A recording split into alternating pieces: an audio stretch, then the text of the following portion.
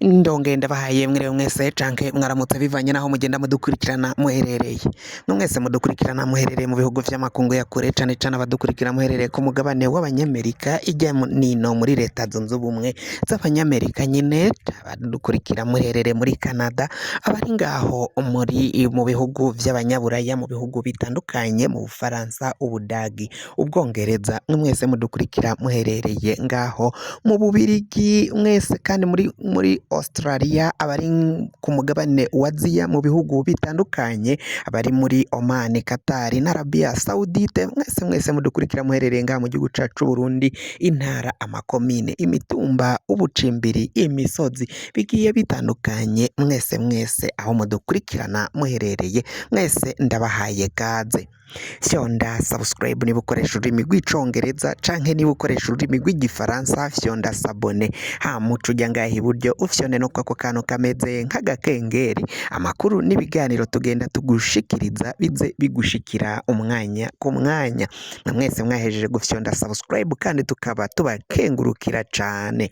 Amakuru rero ariko aravugwa ngaha mu gihugu cacu Burundi, Ndayishimiye ahejeje gusozera ca gikorane cabera ngaho muri zone muri komine Mutimbuzi, zone Maramvya, ngaho mu gisagara ca Bujumbura. Kuri ubu ngubu rero yahawe inyigisho, hashikirizwe inyigisho zitandukanye, aho Ndayishimiye abwiwe n'abapatiri ndetse na pasiteri Isidori Mbayahaga nawe yaciye agira ico ashikiriza.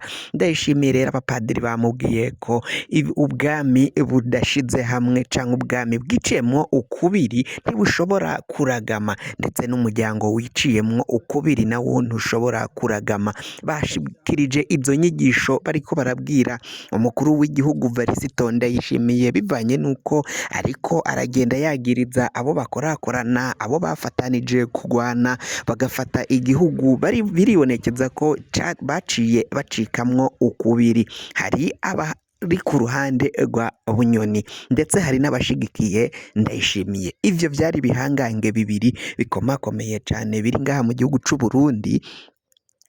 Wahora ari umushikiranganje wa mbere Arengiyome Bunyoni akaba ari igihangange gikomakomeye cane, yaragize vyinshi yakoze ngaha mu gihugu c'u Burundi, yaragize vyinshi yaciye anyuramwo vyatumye amenyekana. Uyu ni umugwizatunga akomakomeye cane ngaha mu gihugu c'u Burundi, bakaba rero Ndayishimiye yaramushizeko intoke akamujana mw'ibohero. Ibihangange bimwe bikaba vyaraciye bishikiriza ko ivyo Ndayishimiye yaciye akora guhangara Bunyoni akamujana mw'ibohero vyatumye umugambwe wa CNDD-FDD ucikamwo ukubiri. Akaba arizo mvo rero patiri yaciye avuga ngo ubwami bwiciyemwo ukubiri ntibushobora kuragama, ndetse n'umuryango wiciyemwo ukubiri nawo ntushobora kuragama. Ivyo yabishikirije agereranya igihugu nk'ubwami, agereranya umugambwe wa CNDD-FDD nk'umuryango waciye wicamwo ukubiri ko udashobora kuragama. Ivyo byose rero zari inyigisho bariko baraha abanywanyi b'umugambwe wa CNDD-FDD. Abakuru b'uwo mugambwe harimo Colonel Reveriyano Ndikuriyo ndetse n'umukuru w'igihugu cacu c'u Burundi Varisito Ndayishimiye, ko bagomba gushira hamwe kugira ngo bagire aho bageze. Bamubwiye ko umuntu ariko iyo badashize hamwe canke umuntu umwe ntaho ashobora kugeza igihugu. Ivyo byose yari amarenga bari bariko barabwira Ndayishimiye ko nadashira hamwe n'abagenero, nadashira hamwe n'abagabo bakomakomeye cane, wenyene ntaho azoshikana igihugu, kuko nta mbaraga nta nguvu yoba afise wenyine zoheka igihugu. Izo ni inyigisho zaciye zitangwa muri ico gikorane, ariko Ndayishimiye akaba ari we zoca zibwira ndetse n'izindi ndongozi zari ngaho muri ico gikorane.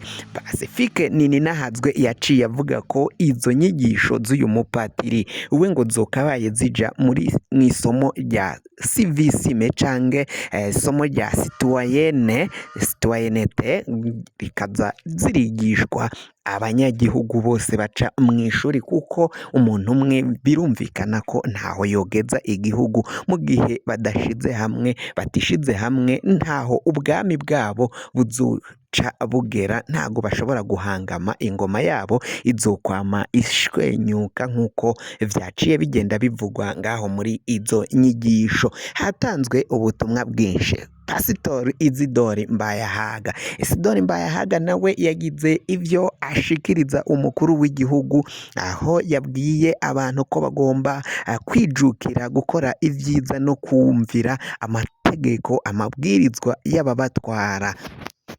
Vyibonekeza ko uyu mupasitoro akomakomeye cane atabura mu bikorane vya CNDD FDD. Uyu ni pasitori Isidori Mbayahaga. Biribonekeza ko we ari inyuma y'ubutegetsi, afise aho ahengamiye, arahengamira ku ruhande rwa Ndayishimiye, kuko abo mu mugambwe wa CNDD FDD baca bamukoresha cane, agaragara nk'igikoresho cabo nk'uko bigenda bivugwa n'abatari bakenya. Amajambo rero Pastor Isidori Mbayahaga yaciye ashikiriza bikaba vyibonekezaga ko afise uruhande ariko arabogamirako, kandi bikaba vyibonekeza ko kandi nihaguma gukora kugira impande zitandukanye, nibaguma gucikamo ukubiri mu mugambwe wa CNDD FDD, ibintu bizabandanya biyangara mu gihugu, ntaco bazokwigera bageza ko, ahubwo igihugu bazoca bagisambura. Yababwiye ko rero abantu bafise amajambo, uyu ni patiri we yavuga ko abantu bafise amajambo cane cane abo bategetsi biyo kwitwara nkaho bari mu ngwano bagomba kubiheba, baheba ayo majambo bariko baragenda bakoresha, igihugu kizoca gitera imbere nk'uko uyu mupatiri yaciye avuga ko rero abategetsi atari bo bagomba kugumura canke gusambura igihugu, nibo bakagombye kwigisha no kushira ku murongo abanyagihugu aho baba bari hose, ndetse n'ubuzima bwabo bwa misi yose baba babayemwo, atari bo bakabaye babasambura canke babateza intugunda n'imyiyerekano na yegere ishobora kwaduka bivanye n'amajambo abategetsi bagenda bakoresha umwanya ku mwanya mu majambo bashikiriza. Uyu mupatiri yatanze inyigisho, vyaboneka ko yariko arahanura indongozi, yariko arahanura abarundi bose, yariko arahanura abanyagihugu bose ko bagomba gushira hamwe bagatahiriza umugozi umwe, ko nibabandanya kwicamwo ukubiri ubwami bwabo canke igihugu cabo kitazoshobora kuragama nk'uko yaciye abishikiriza. Ni mu gihe rero Pastori Isidori Mbayahaga we yaca avuga ko abantu bose bagomba kubaha no gukurikiza amabwirizwa n'amategeko bahabwa n'ababatwara, ko rero buri wese agomba kumvira umukuru w'igihugu cacu c'u Burundi Varisito Ndayishimiye. Ni mu gihe ariko haravugwa inyunyurana rikomakomeye cane mu bihangange, cane hagati y'umukuru w'igihugu Varisito Ndayishimiye ndetse na General Prime Niyongabo aramutswa igisirikari c'u Burundi.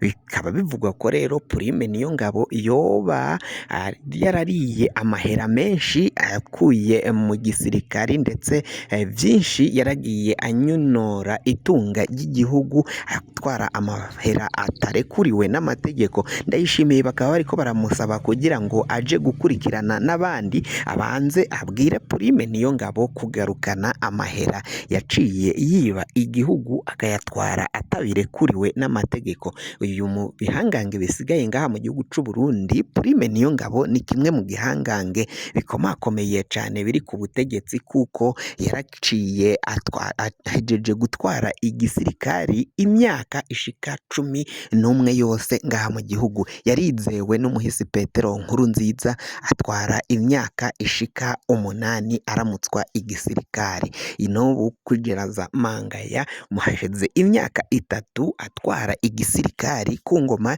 ya Varisito Ndayishimiye. Bikaba vyibonekeza ko rero Prime Niyongabo ni umugabo w'ijunja, niwe muntu ahejeje guca agahigo mu nyuma ya General Majoro Thomas Ndabemeye, kuko niwe yaciye abigerageza akaba yaratwaye igisirikari c'u Burundi imyaka yose 9.